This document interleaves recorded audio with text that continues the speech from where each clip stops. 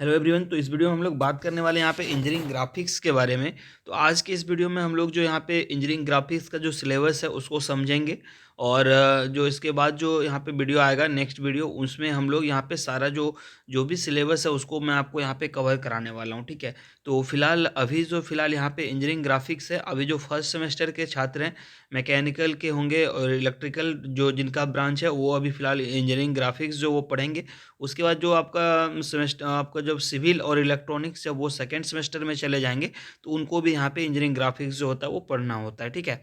तो बेसिकली आज इस वीडियो में हम लोग देखते हैं इंजीनियरिंग ग्राफिक्स का सिलेबस क्या है, और उसके बाद यहाँ पे मैं आपको सारा जो है कवर कराऊंगा। एक एक यहाँ पे जो भी टॉपिक आपका यहाँ पे सिलेबस में मेंशन है, वो सारे का यहाँ पे क्लास जो मैं आपको कराने वाला हूँ। तो जो भी यदि आप लोग इस वीडियो को देख रहे हैं, या फिर आपके जो भी फ्रेंड हैं, आपके कॉलेज में यदि पढ़ाई नहीं होता है अच्छे से, तो आप लोग इस वीडियो को उनके साथ ज़रूर शेयर कीजिएगा, ताकि वो लोग भी इसको वीडियो को देख सके और उनको भी बेनिफिट मिल सके। ठीक है। तो सबसे पहले हम लोग देख लेते हैं यहाँ पे सिलेबस जो है आपका पॉलिटेक्निक का, वो क्या चीज़ है। ठीक है। तो पहले जो सिलेबस था उसमें यहाँ पे चेंजेस किया गया थे। पहले के सिलेबस जो था थोड़ा यहाँ पे उसमें कुछ ज़्यादा टॉपिक था, जिसको यहाँ पे हटा दिया गया है, कुछ न्यू टॉपिक ऐड किया गया है। ठीक है। तो देखते हैं क्या सिलेबस है।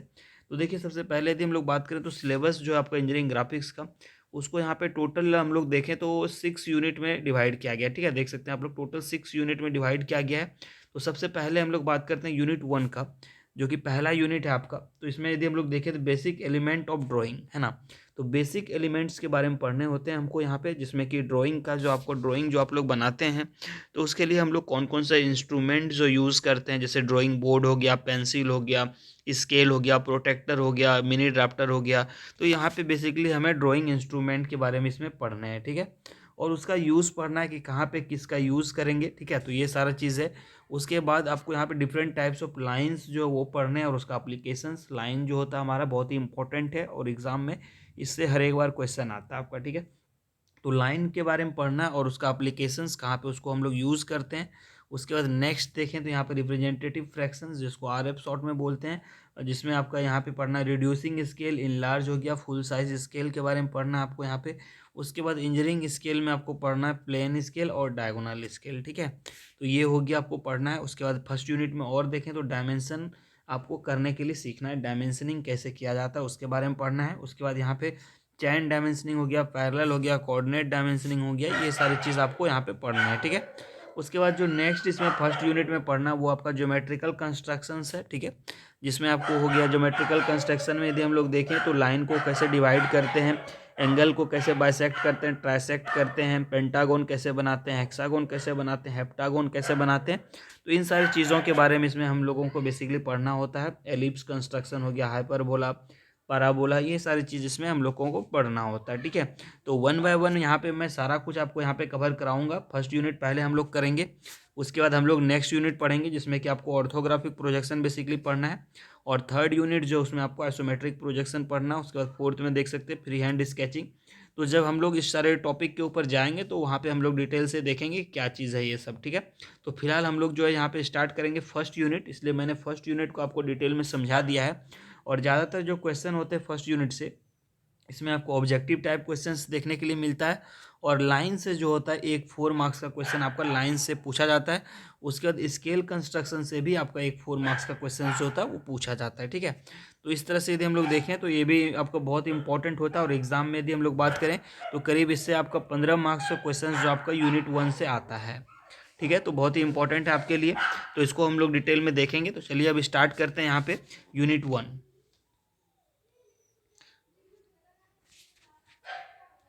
तो यदि वीडियो आपको पसंद आए तो ज़रूर आप लोग चैनल को सब्सक्राइब कर लीजिएगा।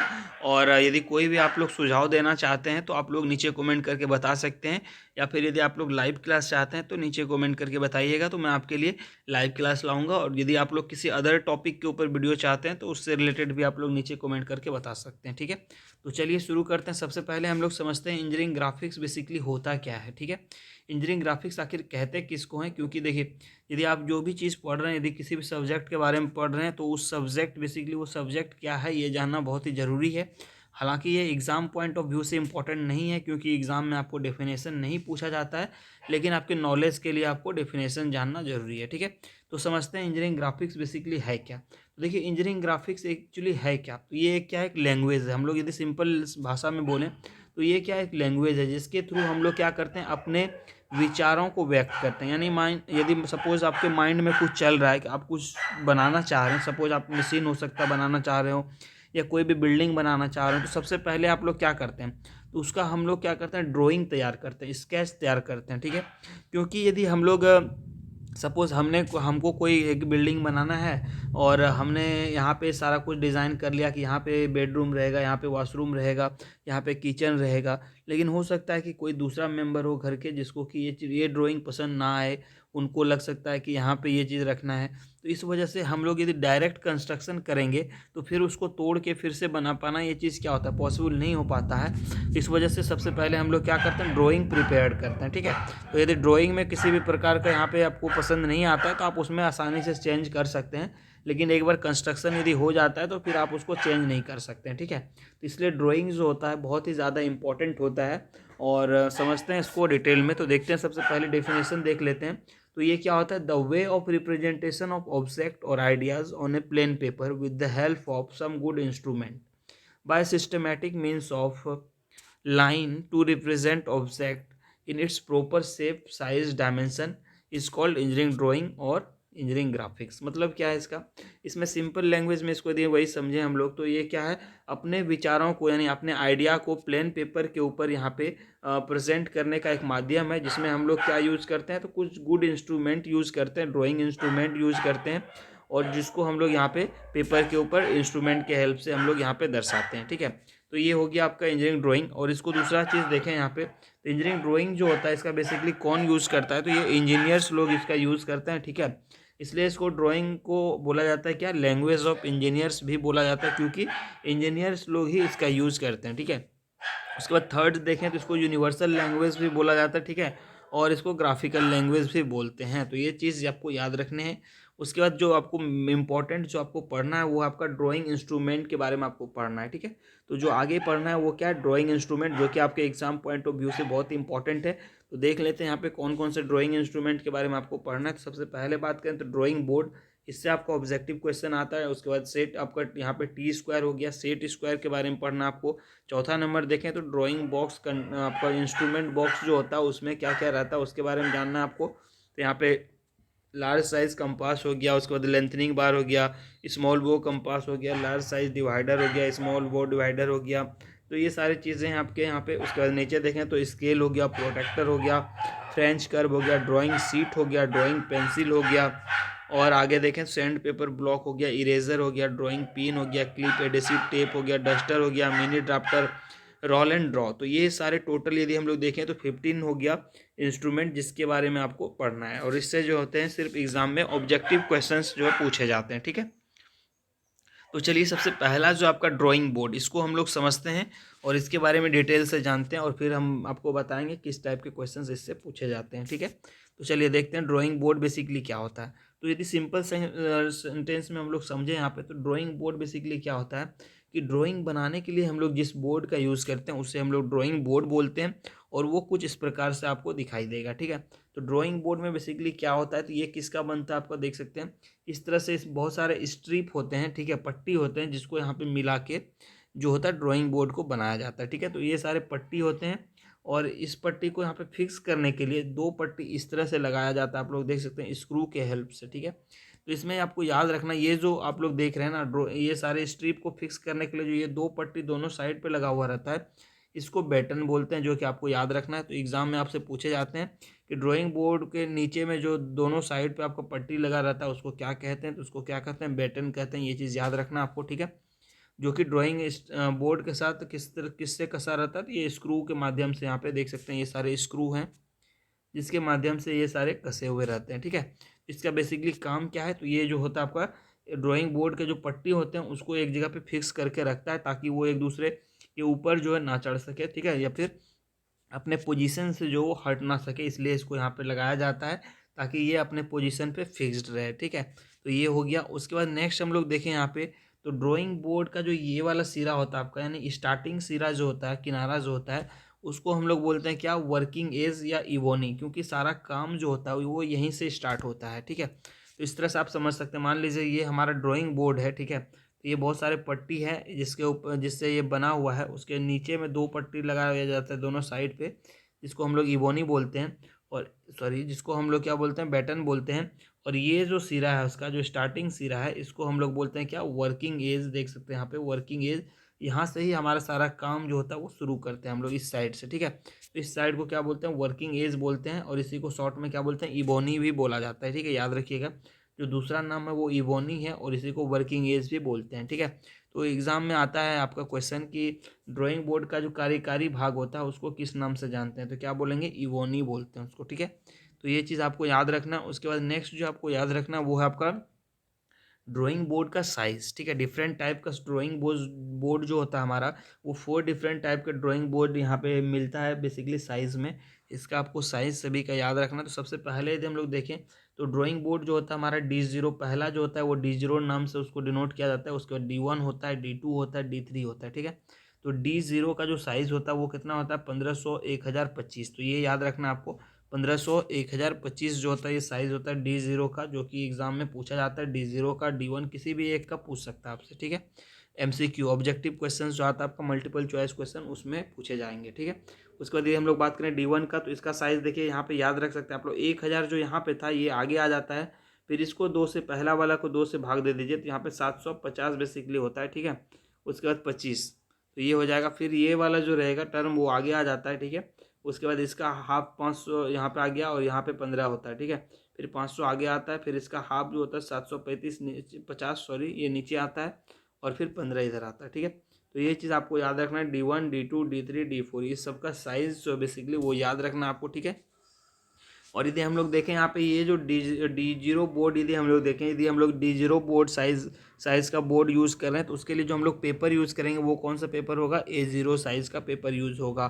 तो इसको हम लोग आगे देखेंगे, जब हम लोग पेपर के बारे में पढ़ेंगे तो वहाँ पे आपको क्लियर होगा कि A0, A1, A2, A4, A3 ये सारे चीज़ क्या है। तो ये पेपर का साइज़ है। जैसे यहाँ पे ड्राइंग बोर्ड के लिए मैंने बोला D0, D1, D2 ये सारा उसको इंडिकेट करता है। उसी तरह A0, A1, A2 जो है ये हमारा ड्राइंग शीट जो होता है उसका साइज़ को इंडिकेट करता है। ठीक है, इसी तरह A4 साइज़ होता है जो कि आप लोग जनरली यूज़ करते हैं, A4 साइज़ का पेपर। तो उसी तरह यहाँ पे नीचे फिर A4 साइज़ भी आता है।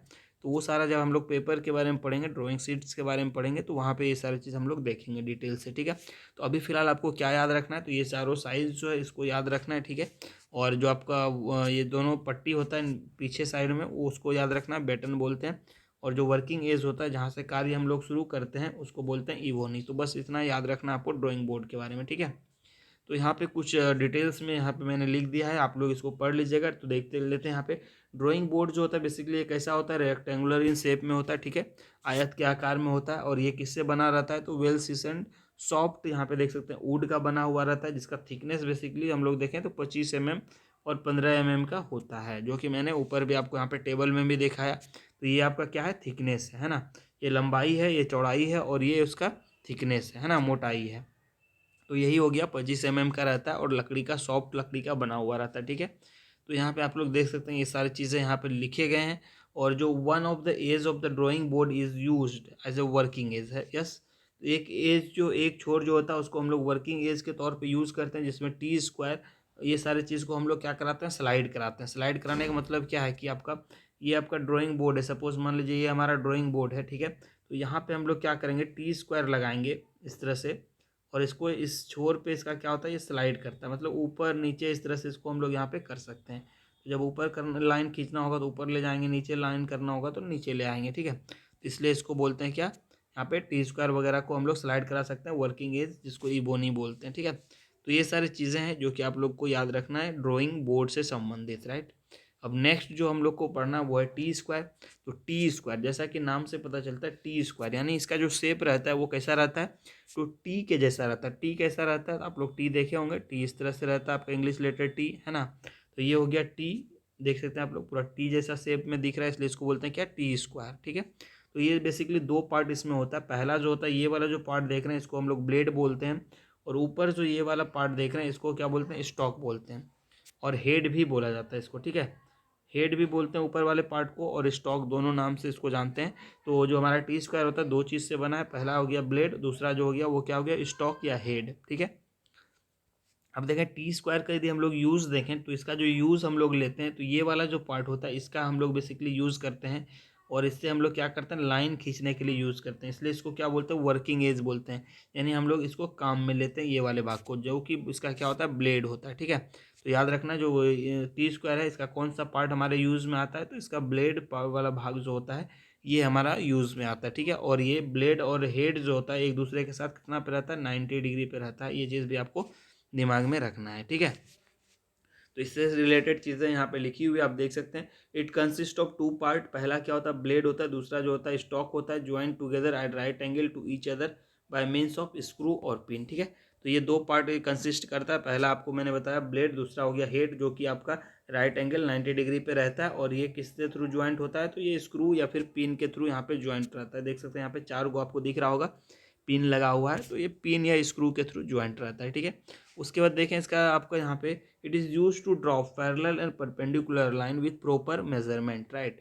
सो इसका जो यूज़ हम लोग लेते हैं किसके लिए लेते हैं, पैरेलल लाइन खींचने के लिए, या फिर परपेंडिकुलर लाइन यदि हमको खींचना होता है, लंबवत लाइन खींचना होता है, तो उसके लिए हम लोग इसका यूज़ करते हैं। पैरेलल लाइन आप लोगों को पता होगा, समांतर रेखा, इस तरह से यदि हमको समांतर लाइन खींचना होता है तो इसके लिए हम लोग इसका टी स्क्वायर का यूज़ लेते हैं, या फिर परपेंडिकुलर लाइन जो है इसको भी हम लोग सेट स्क्वायर के हेल्प से खींच सकते हैं। ठीक है, उसके बाद यदि हम लोग नेक्स्ट देखें तो the edge of the drawing sheet must be parallel to the edge of the blade of T square, right.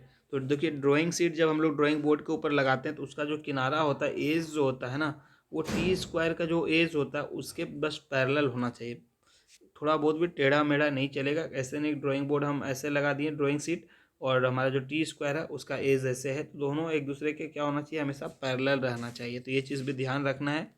उसके बाद T square is use to stabilize horizontal reference for drawing board, yes बिल्कुल यही चीज़ होगी आपका, ये reference के तौर पे भी इसका यूज़ हम लोग करते हैं। मतलब कि टी स्क्वायर को हम लोग, ये ड्राइंग बोर्ड है तो टी स्क्वायर को हम लोग यहाँ पे लगा देते हैं इस तरह से, और इससे रेफरेंस लेते हैं कि हमारा जो लाइन, ये जो लाइन है वो बिल्कुल सीधा है कि नहीं, इसी हिसाब से हम लोग इसके ऊपर सीट्स जो होते हैं वो अटैच करते हैं, राइट। तो आज की क्लास में बस इतना ही रखते हैं, टी स्क्वायर तक हम लोगों ने कवर कर लिया है। नेक्स्ट क्लास में हम लोग सेट स्क्वायर के बारे में समझेंगे, और उसके बाद हम लोग जो स्केल है उसको समझेंगे, और बाकी के जो आगे के जो भी है, प्रोटेक्टर हो गया, मिनी ड्राफ्टर हो गया, तो ये सारी चीज़ के बारे में हम लोग स्टडी करेंगे। ठीक है, और इन सारे टॉपिक से जो एग्ज़ाम में क्वेश्चन आते हैं वो आपका एमसीक्यू वाला क्वेश्चन आता है, मल्टीपल चॉइस क्वेश्चन आता है, और इसके बाद जो आगे के टॉपिक हैं उसको भी हम लोग वन बाय वन कवर करने वाले हैं। ठीक है, तो वीडियो यदि पसंद आता है तो चैनल को जरूर सब्सक्राइब कर लीजिएगा, और वीडियो को लाइक ज़रूर कर दीजिएगा, और अपने फ्रेंड लोगों के साथ ज़रूर शेयर कीजिएगा ताकि वो लोग भी वीडियो को देख सकें। तो चलिए बस मिलते हैं नेक्स्ट वीडियो में।